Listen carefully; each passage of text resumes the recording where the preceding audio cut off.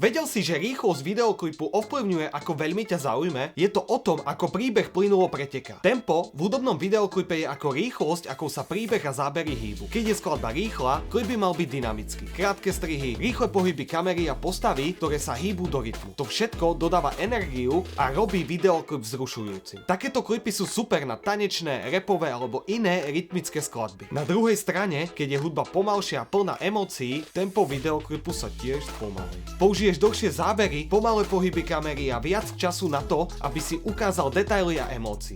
Divák tak môže lepšie prežiť príbeh spolu s interpretom. Najlepšie videoklipy sa vedia hrať s tempom. Začnú pomaly, aby si vybudovali napätie a potom sa zrýchlia, čo diváka prekvapí a vtiahne do príbehu. Každý záber a strih by mal plynúť spolu s hudbou, aby celok pôsobil jednotne. Ak chceš videoklip so silným príbehom a tempom, ktoré ťa vtiahne, napíš mi správu. Spolu spravíme z tvojej hudby skutočný vizuálny zážitok.